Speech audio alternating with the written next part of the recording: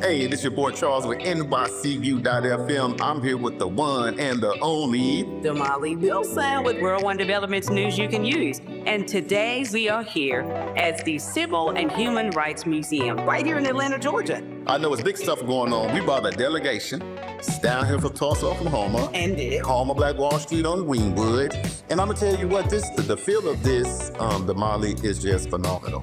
You know, this delegation coming in, this is 3 levels of just information and history, because here's the ticket. If you don't have your history, you know what, you don't have anything. Right. You are destined to repeat it if you don't know your history. So today we're taking a historical tour.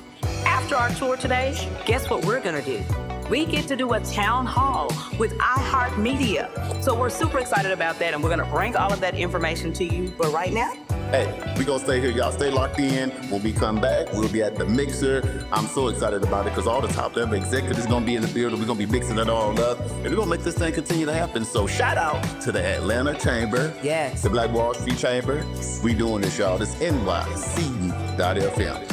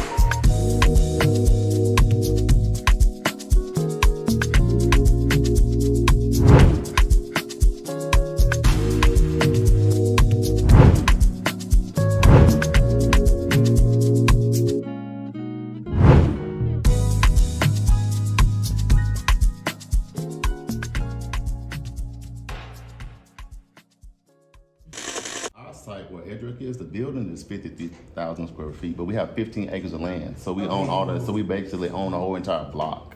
So I would love to collaborate to see what we can do to expand that, because we've owned it for 12 years. Right. You know, the conversation always ends up being, what do we own or what do we have amongst ourselves? And we have that. So we are rich, right? We do have, as Black people, some ownership of something that's important. So then this is asset mapping. Exactly. Look at it. But that's what Builders and Backers does. So if they pass that curriculum and get through that, now we can partner with other small CDFIs or other entities, small business development loans, or it's banks, right?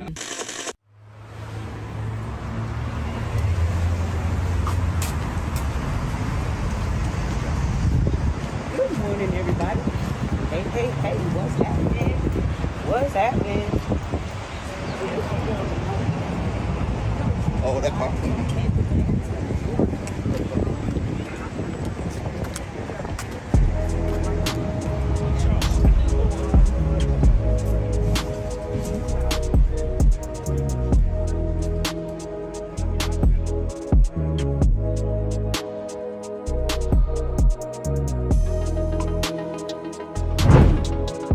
In ATL, man, it's the Black Wall Street Chamber. It's the Atlanta Black Chamber. Oh yeah, boy, look, we out here. A good time, man. We out here. We outside. This is the Black Wall Street mindset, and this is the start of Black Wall Street Nation. So we're out in Atlanta. We're gonna go to our museum. We're doing tours. We're meeting with other business owners.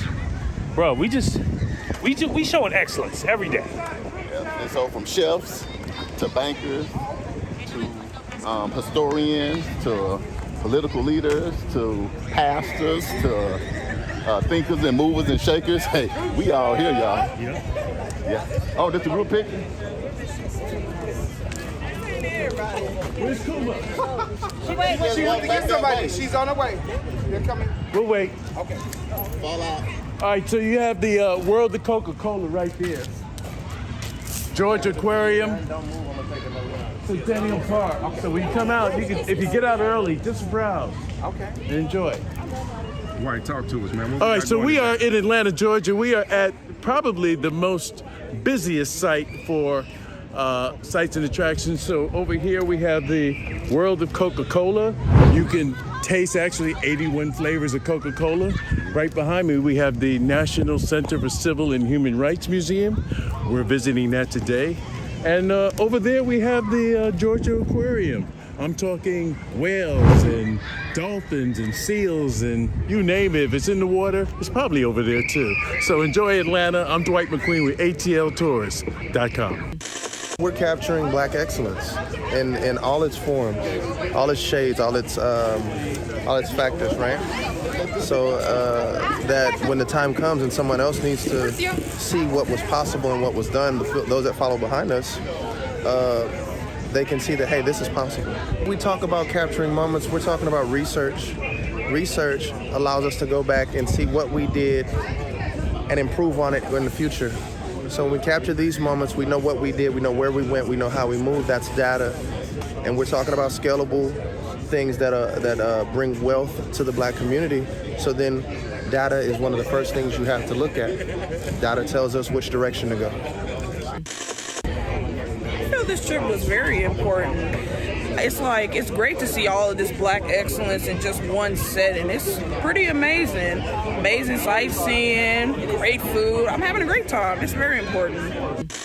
Going back and being able to articulate what it looks like to come together and unify. I think it's important that we paint the picture just like we talk about the history, talking about the unity and how to bring that together and our personal attitudes of how we move forward. I think Atlanta has given us a perfect example of that. It's very important because a house divided cannot stand. We have been attempting to build, but we have to build strategically, and I think we've missed the mark in Tulsa, Oklahoma just because of the trauma. But Atlanta has given us an example of how we soar higher above the differences and be able to look at the agenda of what is important to build, and that's strategic planning, having the hard conversations, and moving forward.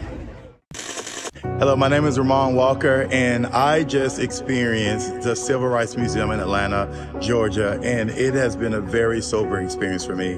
One of the biggest things that stood out, one of the things they asked us to do was sit down at one of the sit-ins and put your earphones on and really get to experience what some of the people back in the day experienced in the sit-ins. And it was very, very sobering and emotional for me because as a young Black man myself, as someone who's starting a business and growing in entrepreneurship, being able to hear and experience something that some of my ancestors experienced was a very enlightening experience. It really just pricked me. I'm still processing all the emotions I felt in the process.